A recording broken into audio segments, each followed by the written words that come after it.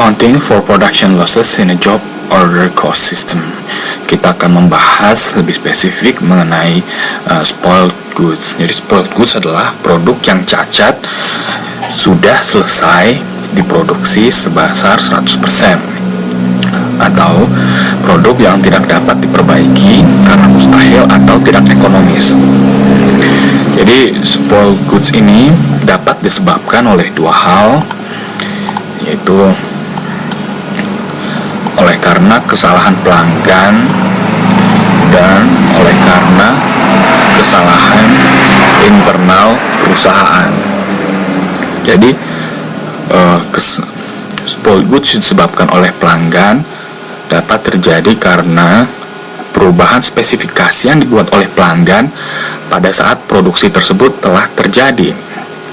Dan yang disebabkan oleh kegagalan internal adalah disebabkan oleh kesalahan pegawai ini atau peralatan dari membuat sepatu ini, produk tersebut yang sudah rusak.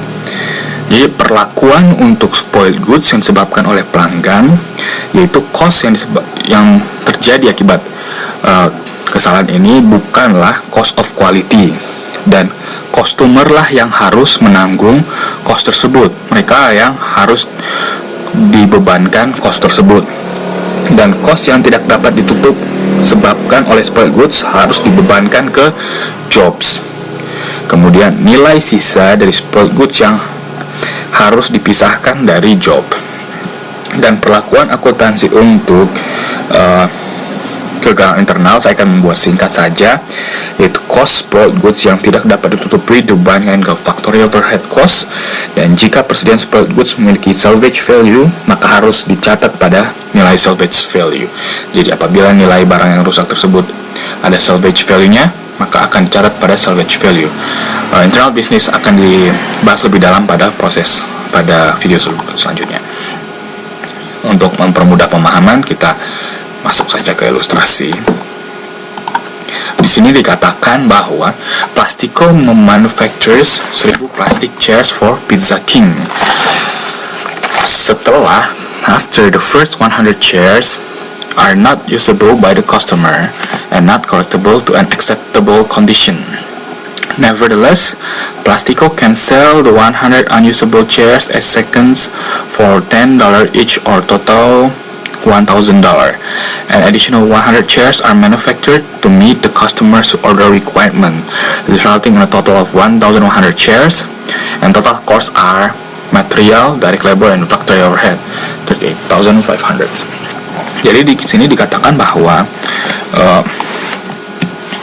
ini Plastico ini dia memproduksi produk, yaitu kursi. Jadi pertama dia sudah memproduksi 100 kursi, tetapi customer ini membuat perubahan pada spesifikasi dari 100 kursi tersebut, sehingga kursi tersebut tidak dapat digunakan oleh pelanggan. Dan kursi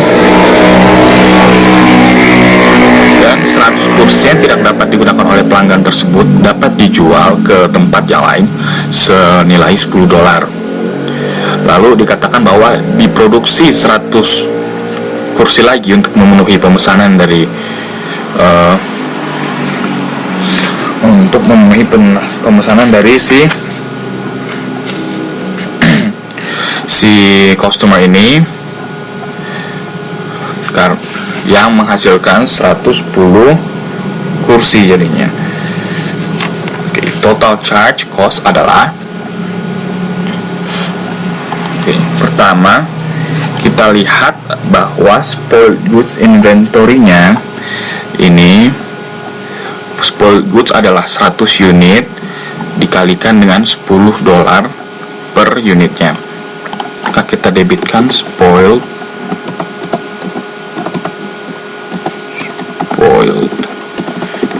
goods sebesar 100.000 unit produk. Nah, ini ditambah dikali dengan $10 per unit, nilainya adalah $100.000.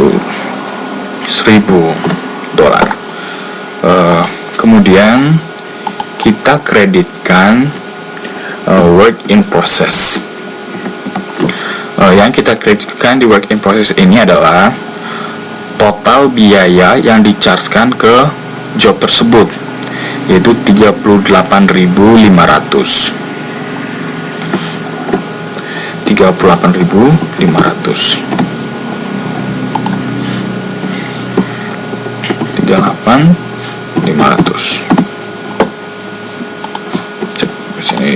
Sampai sini saja. Kemudian sisa dari selisih dari 1.000 dengan 38.500 ini adalah biaya untuk memproduksi 1.000 produk yang dapat dijual ke customer tersebut.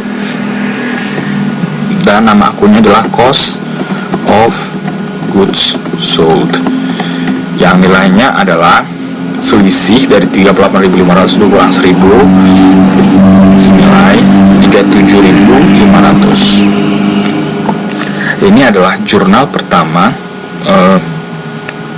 untuk barang yang diproduksi di job tersebut.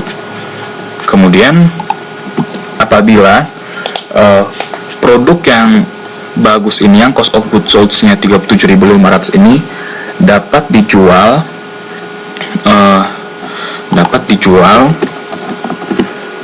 dengan markup 150%,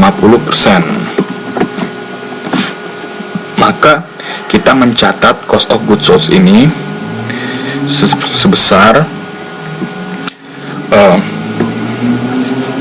debitnya adalah accounts receivable, karena ini adalah jurnal penjualan atau cash, sebesar 37.500 kali 150%, kan nilainya adalah 56.250 dolar. Dan yang kita debitkan adalah sales sebesar 56.250 dolar juga. Dan apabila spoiled goods ini terjual, sales spoiled goods, maka jurnalnya adalah accounts receivable cash, dan debit kreditnya adalah sales spoiled goods, maksud saya spoiled goods inventory, dimana nilai cash akan kita catat sebesar nilai dari 1.000 ini yang merupakan hasil dari 100 dolar dikali dengan 10 dolar per kursi 1.000, dan spoiled goods inventory akan kita catat kreditnya sebesar 1.000 dolar.